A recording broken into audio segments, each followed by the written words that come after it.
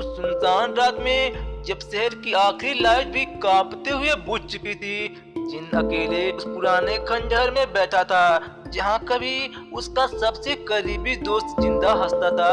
वही दोस्त जिसे इंसानों ने धोखे से मार डाला था और जिन की आंखों में आज आग नहीं बल्कि ठंडी चुप्पी थी, क्योंकि उसे पता था कि बदला जल्दबाजी से नहीं बल्कि सब्र से लिया जाता है।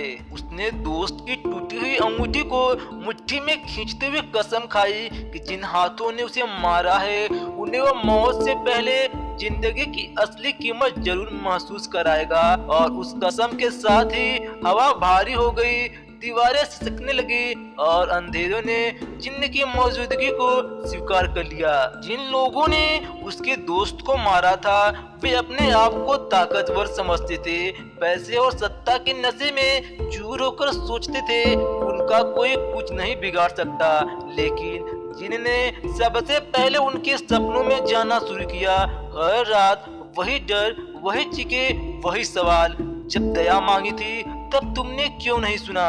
और हफ्तों तक नींद से वंचित रहने के बाद वे जिंदा तो थे लेकिन भीतर से टूट चुके थे। जिनने उनके घरों में किसी को छुआ नहीं, उनकी एक बूंद नहीं गिराई, फिर भी उनकी हंसी गायब हो चुकी थी।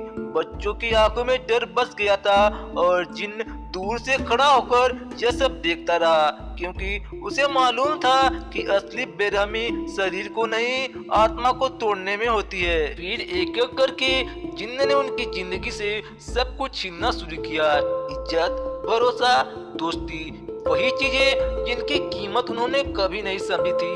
झूठे इल्जाम उजागर होते राज और उन लोगों के मुंह से निकलती सच्चाइयां जिन पर उन्हें सबसे ज्यादा भरोसा था।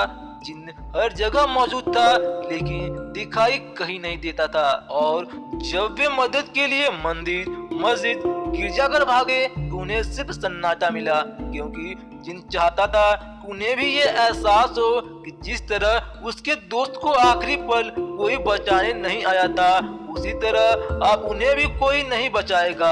और यह एहसास हर सजा से ज्यादा बेरहम था। जब आखिरकार वे लोग जिन्न के सामने गिड़गिड़ाते हुए गिरे, आंखों में आंसू और आवाज में डर लिए माफी मांगने लगे, तब जिन्न ने पहली बार अपने असली शक्ल दिखाई, न गुस्से से भरी, न चीखती हुई, बल्कि बेहद शांत। और उसी शांति में उसने कहा कि माफी तब मांगी जाती है जब गलती की जाती है, न कि तब जब सजा सिर पर आ खड़ी हो। उसने उन्हें मारने से इनकार कर दिया क्योंकि मौत बहुत आसान होती है। उसने उन्हें उसी समाज में जिंदा छोड़ दिया जहां अब हर कोई उन्हें नफरत से देखता था, जहां हर दिन उन्हें अपने किए की याद दिलाता था और जहां हर सुबह एक नई सजा बनकर आती थी। कहानी का अंत खून से नहीं बल्कि खामोशी से हुआ। जिन अपने दोस्त की कब्र के पास लौटा और अंगूठी को मिट्टी में दबाते हुए बोला कि बदला पूरा हो गया मेरे दोस्त, क्योंकि जिन लोगों ने एक मासूम जान छीनी थी अब वे पूरी जिंदगी जीते हुए भी अंदर से मर रहे होंगे। हवा उस रात हल्की थी, दर्द थोड़ा सा कम था और जिन पहली बार रोया बेरहमी दुनिया के लिए, दोस्त के लिए। उसके दिल में आज भी वही दोस्ती जिंदा थी और अंधेरे में जाते हुए उसने बस इतना कहा, कुछ बदले खून से नहीं याद से लिए जाते हैं।